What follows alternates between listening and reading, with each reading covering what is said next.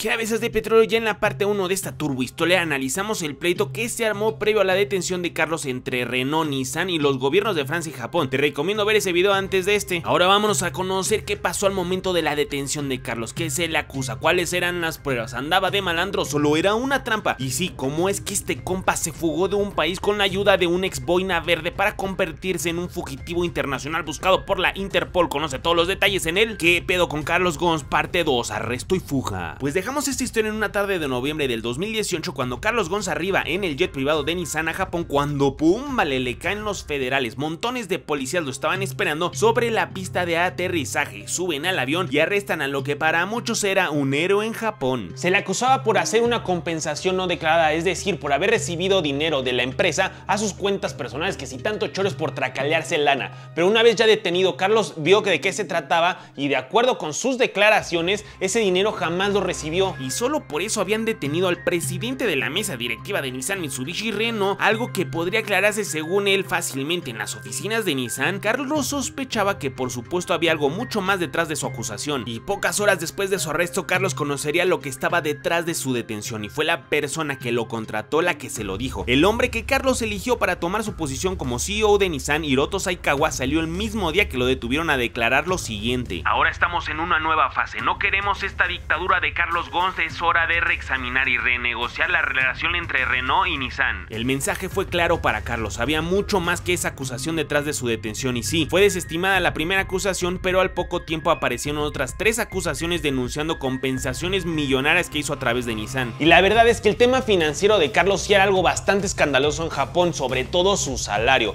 En el 2018 Carlos percibía un salario de 1.4 billones de yens al año, es decir, más o menos 12 millones de dólares anuales. Para que te des una idea de los salarios de un CEO japonés, Akio Toyoda, presidente de Toyota Motor, en el mismo año ganaba unos 380 millones de yens anuales, que son unos 3.3 millones de dólares. Osamu Suzuki, presidente de Suzuki Motor, ganaba 220 millones de yens, o sea casi 2 millones de dólares, y Takahiro Hachigo, CEO de Honda, ganaba 155 millones de yens, unos 1.3 millones de dólares. Así que ni sumando el sueldo de estos 3 líderes de la industria automotriz japonesa se acercaban al salario de Carlos, que por cierto, el salario del CEO lo determinaba el presidente de la junta directiva, y quien era el presidente de la junta directiva también era Carlos, así que él se ponía su propio sueldo. Ah, pues con razón, cabezón, ese güey se ponía cuánto ganaba la quincena, pinche güey, ya me imagino cuánto se llevaba de aguinaldo. No, turbojete, en realidad aquí no había nada ilegal en su salario, lo conocían perfectamente a todos los accionistas y ellos estaban de acuerdo con lo que ganaba dada la rentabilidad que le estaba dando la empresa. Carlos, ya detenido, logró salir bajo fianza para ser capturado de nuevo y al final llevaría su juicio en libertad condicional. Le retiraron su pasaporte, no podía viajar fuera de Japón y era vigilado por policías en lo que enfrentaba su juicio,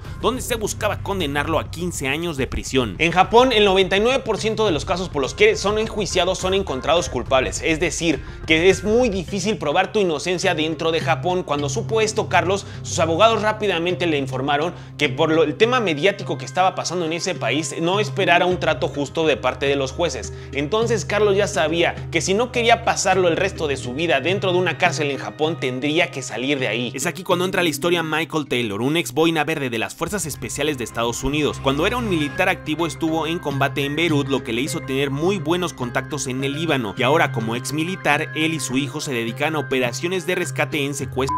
De acuerdo con algunos medios, Carlos contactó a Michael para sacarlo de Japón a cambio de 1.3 millones de dólares, y fue entonces cuando él y su hijo llegaron a Japón y comenzaron espiando a los policías que seguían a Carlos. Carlos estaba bajo libertad condicional, es decir, él se podía mover libremente pero solo dentro de Japón. Así que le pidieron a Carlos que se moviera dentro de la ciudad, y en estos movimientos se dieron cuenta que cuando Carlos entraba a un hotel, estos policías que lo seguían bajaban la guardia, es decir, se ponían a hacer llamadas, aprovechaban para comer, realmente no les importaba lo que estuviera haciendo Carlos adentro del hotel, y fue ahí cuando encontraron la oportunidad perfecta. Eligieron el Grand Hyatt de Tokio, un hotel muy grande con muchas entradas y salidas, en donde sacarían a Carlos escondido para llevarlo a la estación de trenes de Shinagawa, que estaba cerca de ahí, donde tomarían un tren bala a la ciudad de Osaka y de ahí al aeropuerto de Kosai. En esta época había un festival de música muy grande en Osaka, por lo que el aeropuerto estaba entrando y saliendo un montón de equipo musical en cajas. Carlos fue puesto dentro de una caja de instrumentos que fuera lo suficientemente grande para no poder pasar por la la banda de rayos X en la aduana, y ante el movimiento de este tipo de equipo, la aduana japonesa dejó pasar la caja sin ser revisada a un jet privado con dirección Estambul, Turquía. Después de 12 horas de vuelo llegaron a Estambul. Sin embargo, la historia no paraba aquí. Si el gobierno de Turquía detectaba que Carlos estaba en su territorio, él sería arrestado y extraditado a Japón. El plan ahora era, mediante un empleado de una aerolínea de charters, él le ayudaría a pasar a Carlos del jet privado al vuelo charter sin ser detectado. Una vez arriba del avión, volaron al Líbano, donde Carlos tiene nacionalidad por su madre y este país no tiene tratado de extradición con Japón. En menos de 24 horas, Michael Taylor había llevado a Carlos al otro lado del mundo, de Tokio a Beirut, y por supuesto las autoridades en Japón estaban furiosas por esto. Rápidamente analizaron videos de vigilancia y se dieron cuenta quienes habían facilitado el escape de Carlos, por lo que levantaron órdenes de aprehensión contra Michael y su hijo. Ahora la Interpol también los buscaba a ellos. Nah, pues si esos güeyes hicieron que se pudiera escapar el buen Charlie,